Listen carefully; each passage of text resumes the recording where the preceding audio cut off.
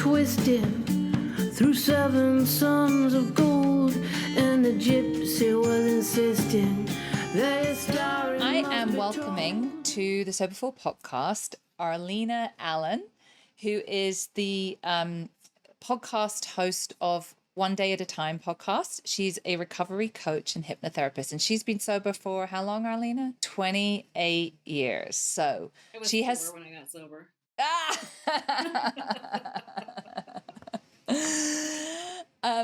So she has some wisdom to impart with us. And I've kind of like known Arlina online, and then we met briefly in Miami. She recovers, and I just liked her vibe and what she's doing about sobriety. So we're going to talk about a few things today. We're certainly going to be talking about the 12 steps. We're going to certainly be talking about women and the 12 steps and self-esteem as well. But before we get, because that's a lot of the areas that you work in, can we give us a little overview of your drinking and how you got sober? Just kind of, a condensed version so we can identify. Yeah, I'm actually getting better at that. When you first start telling your story, it's so easy to get lost in the drunk-a-log part. But hopefully after 28 years, I've told it enough times where I can kind of give you the highlight reel. And I always like to start off with my family, because your family of origin sort of dictates the setting for the rest of your life. And that was definitely the case for me. My parents were very nice people. My dad was from Kentucky. My mother's from Mexico City. I did not see either of my parents drink. I think one time I saw my dad drink. He was like super religious. And so he didn't partake. But one time I saw him at a company Christmas party, and he had a few beers, and some guy goes, "Hey, Frank, take it easy." And he was like, "Hey, I'll take it any way I can get it." And I was like, "Oh my God, who is this man?" That was pretty funny. My mom never drank either. I saw her have a couple glasses of wine at her second wedding. And that was it. I've never seen either of my parents drink or use. But there was a couple of things that happened to me when I was really young that sort of shaped my identity. And my parents divorced, which was really hard on me. But before that, even, they divorced when I was 7. But before that, I was actually sexually abused by a neighbor. And it was ongoing and pervasive. And I was so young, I didn't understand really what was happening to me. All I knew was that I felt really bad. I thought it was my fault. And from a very young age, I felt guilty and wrong. Right. And that was kind of the predominant thoughts and feelings that I had growing up. When my parents divorced, my dad was actually the nurturing one, which was kind of surprising, because he was a former Marine. He worked for the government. He worked at places like NASA and Lockheed. He was a smart guy, but he was also very tender-hearted. And when he left, I was left at home with my mother, who was very angry, and an older sister who was very docile. She was very passive. And, I feel like my mother's two predominant feelings were she was either really angry or really happy. And I felt like she saved her happy face for the outside world. So a combination of those things left me feeling bad about who I was, feeling like a bad person. When I got sober, I used to tell the story of how I gave up on God, how I decided that if I couldn't be good, I was going to be good at being bad. And the underlying message there is I thought I was bad. And I didn't even realize that until years into recovery. But that kind of sets the stage. And the first time I ever drank alcohol, I was between 8 and 10 years old. And it's kind of a blur. That period, I felt like I had a lot of trauma, and that I was in disassociation and detachment. So I don't have a clear understanding of how old I was. But one night my mother went out to dinner, and I was left home alone with my older sister. She's just 2 years older than me. And I decided to take a drink. And I don't even know where that idea came from, but I remember that first drink like it was yesterday, the way it burned my lips, the way it burned all the way down, but that when it hit bottom, the warmth that spread through my whole body, and I felt really good.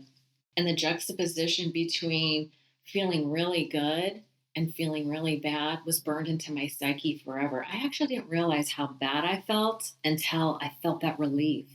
It was like the Mm. relief from self loathing or self hatred, or I don't know what that was, but I felt relieved. And I obviously didn't become a daily drinker at 10, but I was a chronic binge drinker in my active use, which didn't really start till I was in junior high, high school, and then it accelerated. But it was the typical story you hear about. It was fun at first, and then it was fun with problems, and then it was just problems. At the very end, I was, tired of, I had these reoccurring experiences where I could never predict who I was going to be once I started drinking. And I had these two alter egos. It was either Badass Betsy or Wimpy Wendy, because I was either fighting or crying when I was drinking. It was like everything I had suppressed came out in a volcano style when I was drinking. I would wake up the next morning sometimes and just be like, what was that all about? I was so confused by my own responses to drinking. But I'll just say, I'll just encapsulate my entire drinking by saying if it was in a bottle, a bag, or blue jeans, I was doing it because I was looking for anything to sort of fill that void on the inside, if you will. Just always seeking outside myself for either validation, um, love, acceptance, belonging. I was really looking for love in all the wrong places, and I just didn't know it. I didn't know that really at the end of the day, what was going to heal me was finding a way to have that self compassion to heal my trauma and learn to love myself. And that's where I am today, is this fierce practice daily of nurturing my well-being from the inside out, like giving myself all the validation that I used to seek on the outside. And that is the magical experience that I live today. So how did you get sober? How old were you when you got, I know like you were ridiculously young. So I had I hit my bottom at like 23, where I went out with my Right. sister one night and I made a complete ass of myself. I hurt her, I hurt other people, I hurt myself. It was horrible. And that's what got me questioning my drinking.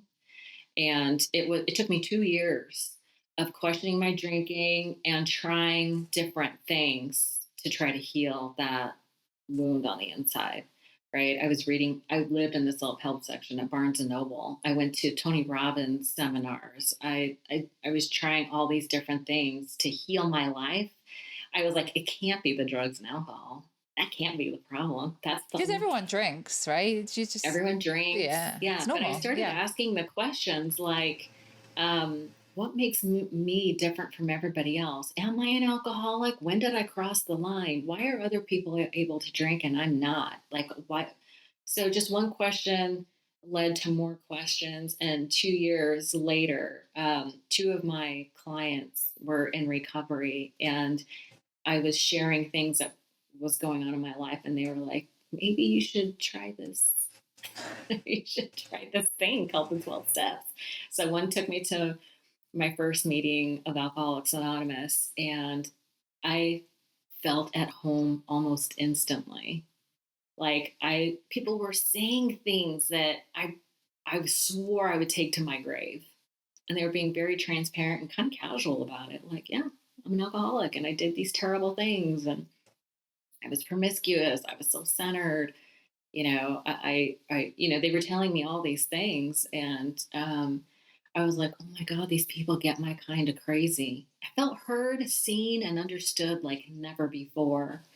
And I kept hearing they were making all these suggestions, like you need to get a sponsor, you need to work the steps, you need to do 90 meetings in 90 days. Or they didn't say I needed to do these things, but they were like suggestions, which was brilliant because a lot of us come in so defensive and so rebellious that, it was almost like alcohol-induced oppositional defiance disorder. Alcohol-induced narcissism, I think that's a thing. But yeah, so I was so desperate to be. So I actually quit drinking 5 months before I was in AA, but I was on the marijuana maintenance program. Had my last drink on my 25th birthday, and Sorry, That, when I got sober, I tried to do the put down, drink, pick up men program. yes. That's where the blue jeans addiction. I feel like I have a serious like love addiction, like thinking that love was gonna save me. I had like that Prince And it's not Charming. even love, it's our idea, our kind of fantasy idea, right? That we Oh yeah. project onto these poor, hapless human males. That's exact. These. Right? Completely. Here's my suit of armor. And I was just like, does it fit you? Does it fit you? I'll make it fit. I'll make it. It will fit. And they're like, and then we're hurt when they run for the hills. You know what's funny, Veronica, is I was choosing men who were unavailable.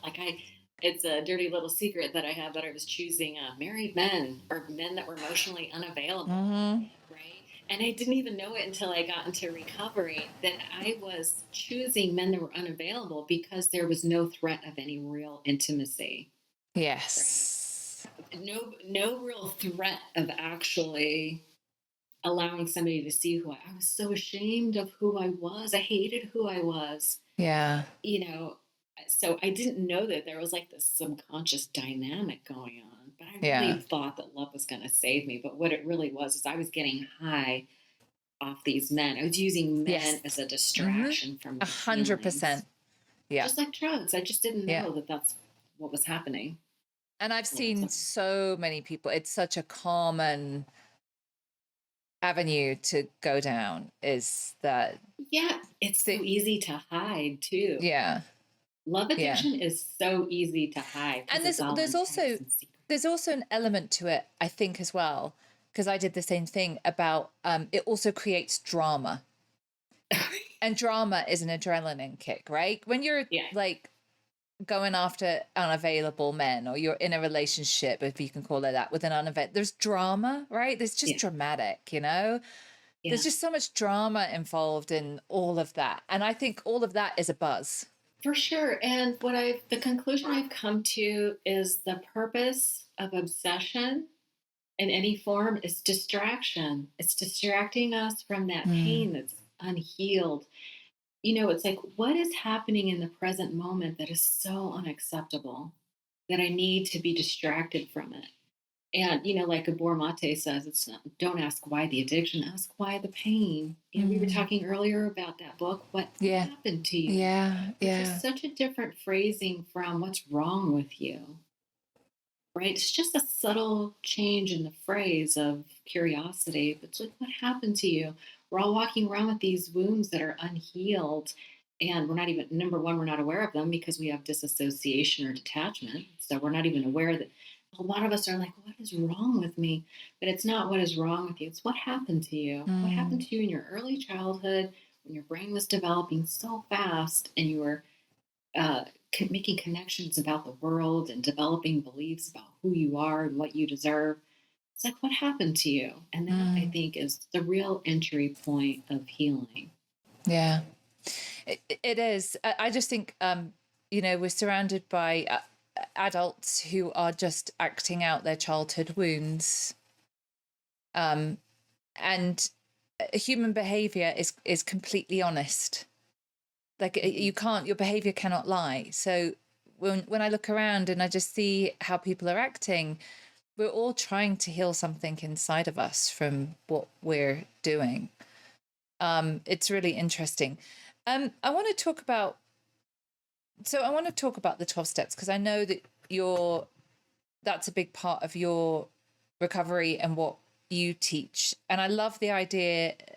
Arlina's going to come on again when her book comes out, just so you know. But you're working on a book called what's it called? The 12? I'm going to get it wrong. It's the 12-step exploration guide. It's how to navigate the 12-step program for the sober curious. Ooh, and tell me about that. It's really a navigation guide, because what I've seen over the years, you know, I started my podcast 6 years ago, and I was sort of insulated in this amazing 12-step community in the San Jose, California area. I was really lucky in the in that I had access to really good quality meetings. I didn't know how good I had it, right? And I was completely insulated. And then I started the podcast and started exploring other avenues because I was aware that people were getting sober in other ways. And I was so indoctrinated into this idea that this way is the only way, right? And so when I started opening my mind to the fact that people were getting sober in other ways, what I really encountered was a lot of backlash. Like people would either, like the barrier to entry is to admit that you're an alcoholic or that you're powerless or that you have to find a higher power. And what I recognized is people were relying on their own interpretation of what the statement meant and Mm. deciding and disqualifying the entire process based on a misperception. And so there are these misperceptions that I see where people go, oh, I'm not powerless. I can't go to AA because I still feel like I have some power. And so what I'm trying to do is offer context and perspective so that people can move past those barriers to get the benefit of the 12-step program largely for free. You know, we chip in a couple bucks here and there to pay for coffee in the room, right? We collectively have to pay rent and, you know, we love coffee. So we have to have coffee. and Yeah. and cookies. And cookies. Yeah, the two addictions that are acceptable in 12 steps are sugar and Yeah. nicotine and caffeine. Maybe not nicotine anymore. But anyway, so that is really my intent is to I want to help people alleviate their suffering from their addictions. And I feel like the 12-step program is even more accessible now today than it has ever been because COVID, right? There's online meetings 24/7. Um, but really my heart's intention is to help people move past these barriers with a different context and perspective so that they can get the benefits and you know stopping and finding recovery is just the beginning, right? When you put down the drugs and the drink and the blue jeans in my case, what really happens is a return to self. It's a process of stripping away all those negative beliefs that we have, or limiting beliefs, I should say, about ourselves, about the world. A lot of us show up with trust issues. A lot of us experience all kinds of sexual trauma, violence, all kinds of things. And so it's really a return to that innocence that's within us all and learning to love ourselves and learning a different way of being in the world, you know, releasing all those resentments and finding a new way of living that's sort of predicated on this daily practice of self-care.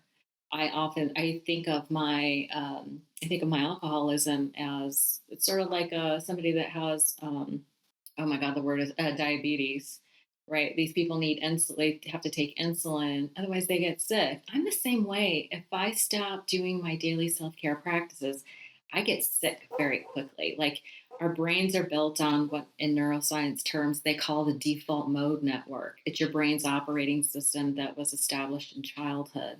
And if you have trauma in there, what we do is we revert back to our survival skills, right? Of retreating when we're in pain or lashing out, you know, fight or flight or freeze, you know, all that stuff. So my emotional sobriety is predicated on how well I'm taking care of my emotional self, basically. Thank you for saying the magic words there, which is practice. And this is the bit that I think is misunderstood. I also think there's a lot of misinformation about the 12 steps. And we were chatting about this before we went live. For a long time, I've heard this term like recovery toolbox, sober toolbox in my toolbox. And I get this sentiment because we do need tools. And that's something that I teach in a lot of my programs is actually tools that we didn't get as children, like boundaries is a tool. That's a tool. Mhm. But what I dislike about what's implied in having a toolbox is we just sort of off we go. And every so often we don't work very well. So we go in our toolbox, we find the tool, we fix it, and then off we go. And that for me is probably the worst misinformation out there. What we need is a practice, which is regular. So we practice. So the way I always explain this, so my kids just came back from their first week summer camp, sleepaway camp for a week. They're 10 and 7. Guess how many times they showered? Oh, no. Once. In the pool. I mean, I literally disinfected everything in their bag. I mean, it was disgusting. They had a wonderful time. Didn't bother them at all. Now, we were like that as kids.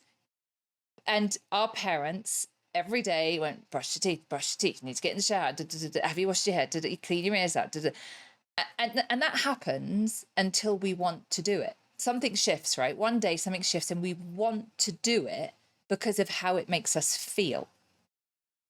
So that is a personal hygiene practice or habit. It's the same for our emotional well-being, right? Would you agree that 100%. it's not just people with a substance abuse issue of alcohol and drugs who need to have a personal development practice? Everyone on the planet does. We are just the lucky ones that we kind of get pushed into it. But sobriety and recovery is about a practice. And the 12 steps are a spiritual practice, which is kind of the same thing of taking care of your emotions and well-being. I'd love your thoughts on that, Arlina. Yeah, absolutely. It is a daily practice. And, even a lot of the 12-step literature says our emotional sobriety is based on, our sobriety is based on our spiritual fitness, right? And so that's it. We have a daily reprieve. And that's part why I named the podcast The One Day at a Time, because it really is every single day I need to take actions. It's all about causes and conditions, right? Cause and effect, which is law, right? It's not, and I like the science aspect of looking at the dynamics of how alcohol affects our body, or cause and effect, because it makes it impersonal. It kind of removes guilt and shame. It's like, oh, if I drink, then I'm influenced by alcohol, and then my behavior changes. Also, if I take the right action, meaning like self care, personal responsibility, do the self examination, take care of my heart and soul, then I experience the effect, right? It's cause and effect. And if I don't like the effects of my life, I have to go back and look at the actions that I'm taking. What are the actions that I'm taking? They say mood follows action. So if I'm in a bad mood, I better take a step back and look at the previous days. What actions have I been taking? And I think because a lot of us that have had trauma, there is a hypersensitivity that develops in childhood if you're exposed to trauma. So a lot of us, they say, we show up to the rooms and like, oh, I'm so sensitive, or I'm over dramatic, or I'm too much. Well, now I understand where it comes from. It comes from childhood when certain things happen. So I know this about myself. So I know that I need to implement certain practices to maintain emotional balance, right? Mm. So that's where the prayer and meditation and reviewing the 12-step material that isn't really so much learning as it is remembering. It's like, oh, that's right. When I am in fear, I turn into this controlling monster and want to dictate everything. I get angry. Anger for me is a sign of an unmet need. And for me, because the way I was raised and the circumstances I understand that anger for me is actually a mask for sadness. So now Mm. that I have some information about who I am and how I grew up and how I behave, then I know what practices. And you know what, for me, Veronica, the practices that I always do, my non-negotiables are a quick prayer, 30 minutes of meditation, and I do some daily journaling that follows a certain format of what is my intention for the day? What am I grateful for? What feelings do I want to feel? I have a little visualization practice of what do I want? What are the dreams for my life? And, writing them out in present tense sort of helps me to feel inspired. And then asking for help. When I was growing up, I was often isolated when I was in pain. And it was this idea of go work it out. Like my mom didn't have coping skills. She didn't know how to teach me any. So when I was acting up, I was isolated, like sent to my room type of thing to work it out on my own. So when I'm in pain, my default instinct is to isolate. But because I know that, now I know to reach out and ask for help, right? I ask for help from the universe, from my friends. God typically works in my life through other people. And I use the word God in terms of like universal energy and love. And I don't really understand it really, but you say God, Yeah. kind of everyone's on board. But that is my higher power, is this idea that there is a loving force in the universe, and it shows up through people. So I ask people for help. I have learned to process my feelings out loud. I have learned to ask for what I need. Can I just give you a little example of asking for what I need? I learned early, my husband and I are celebrating our 25th wedding anniversary in September. And it's so fun because over the years, in the beginning, I didn't know what I wanted from him. So I would go to him and I'd tell all my stuff and he would give me solutions to fix my problems. I didn't realize I didn't want that. All I really wanted was for him to listen and to give me a hug and say, oh, I could see I feel that way. So I learned early on to tell my husband, I'm like, hey, I need to unload for a second. And when I'm done talking, all I need from you really is to say poor baby and give me a hug. So he'd be like, a deer in the headlights. He's like, okay, go. He's like bracing himself. Okay, go. And so I'd be like, bah. And then I'd pause and I'd look at him and I'd be like, poor baby. And he goes, oh, poor baby. I can see how you feel that way. He'd validate my feelings and give me a hug. And I'm all better. But I needed to tell him what it was that I needed. I wasn't trying to make him read my mind.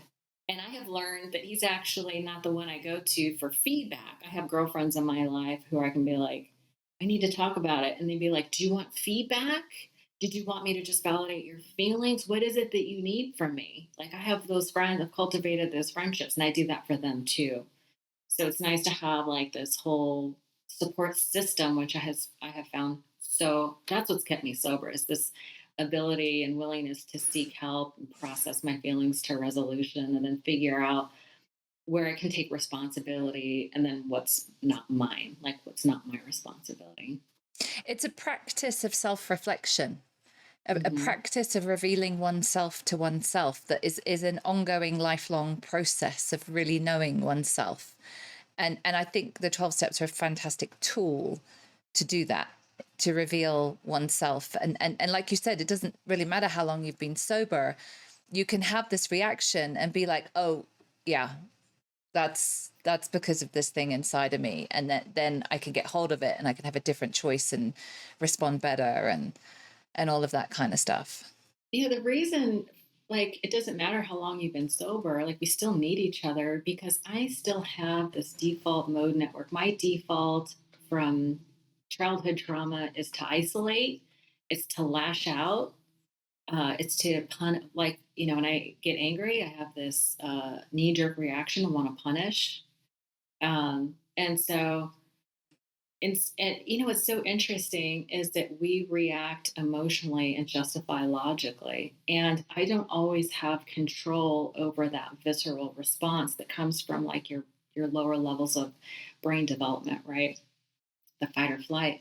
So because I know this about myself, when I brush up against somebody who kind of bumps into like my soul wounds, I viscerally respond in a certain way. So things like meditation gives me pause so that I don't react right away. I can reach out to a friend and process out loud and gain some clarity and find some peace before I respond, which has saved me a lot of heartache. Not always. Like I recently had an interaction with somebody that felt very familiar from childhood and I did not react well. And so I've kind of had this emotional hangover. But yeah, not perfect yet, still human. But Now, one of the things you talk about is once we get sober, the further work that is valuable to us, like working on our self-esteem. Why is that so important? so I have observed that, and all of work, I'm an obsessive learner. So over the last, 30 years, I've been learning about, I'm like a behavior researcher, right? And the conclusion I've come to is that we only allow into our lives what we believe we deserve on a subconscious level.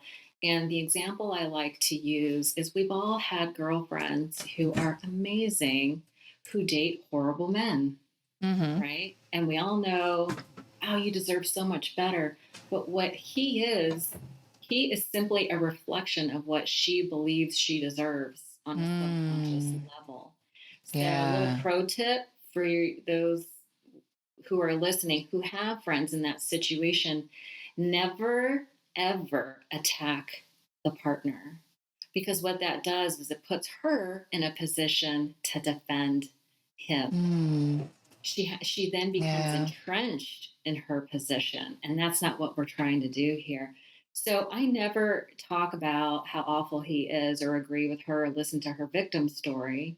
I say, let's talk about what your self-care practice, where are your limiting beliefs, right? And if you don't know where your limiting beliefs are, a little exercise you can do is, if we're talking about healthy relationships, write down the reasons why you don't have a healthy relationship, or why you don't have the money, or why you don't have the body you want. I find that problems show up in romance, finance, and fitness, right? So if you get specific about why you don't have what you want, what you'll find are clues to your victim story, right? And those are areas where we have limiting beliefs. I don't have the body I want because I am lazy, or I'm not self disciplined enough, or I'm not consistent enough. Well, I'm not consistent enough, or I self sabotage, or whatever.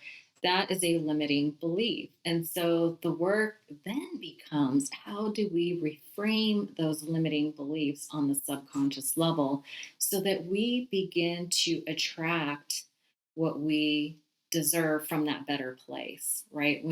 It's like water seeks its own level, right? So when your self esteem is high, you attract from a higher level because you're no longer willing to tolerate things like being gaslit, or being invalidated, or maybe that's the same thing. But you know what I'm saying? It's like being treated in a way that's not in alignment of who you are. Go Yeah, ahead. I just, when you said that, I just, my one of my closest friends just popped into my head, who I feel is exactly in that place where it's what I call scraps from the table. Like, I used to accept Hmm. scraps from the table. Like, I was so happy to get scraps from the table. Like, I used to date guys who liked me, who I didn't like, because I was so amazed to be liked Yeah. that it didn't occur to me I had to like them back. Yeah, it is that. It's that we are, it's what we think we deserve.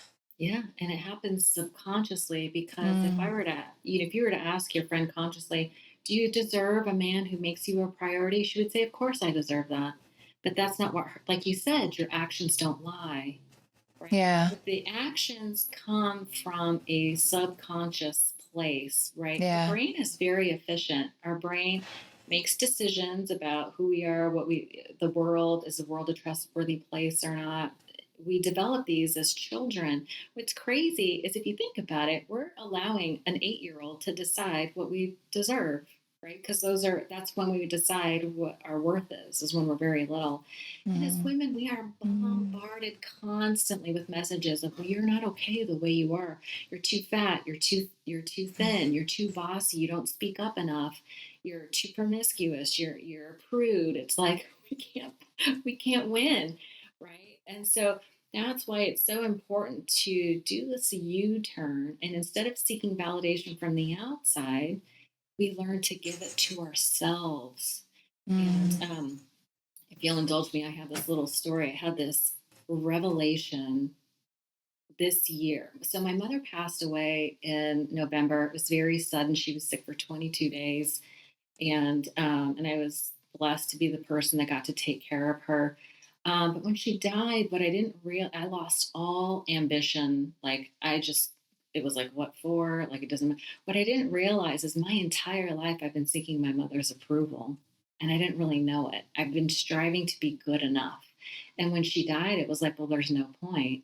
And my whole internal reference shifted from seeking outside myself for that to fill that void. I always wanted her approval and I never felt I got it. I did when I was sober, but the default mode network had been set, that belief about what I deserved and my worth. Like I was bad, right? It was set. And when she died and this transformation started happening, I came to the conclusion, what was funny, Veronica, is when she was alive, she was like an amazing, the most positive person you'll ever meet. But I was always kind of still mad at her because she never was able to give me that time and space, like that nurturing. I wanted her to validate my feelings, and she'd always skip to, well, at least, well, she'd do the spiritual bypassing thing. So I guess in a way, I was always kind of mad at her. And after she died, all I could see was how amazing she was. And then I thought about how could I apply that to me?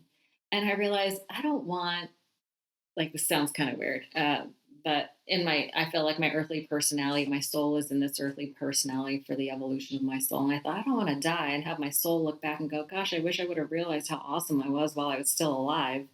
you know and I thought, there's all these different versions of me from the day I was born to this present day, that every day was a different version. What if all these different versions of me filled a stadium and they are all cheering for me? They all see just the good in me, and they just, and so that is what I've shifted my focus to. It's like, oh, wait a minute, everything I always ever wanted is inside of me right here, right now, in the present moment. Everything is inside me. I can focus on feelings of contentment, accomplishment. I can focus on, what if there is nothing that needs to be improved or fixed in this moment? What if everything is okay? And so that is the place that I've been for a while now, where I was like, wow, I hope other people can get this lessons.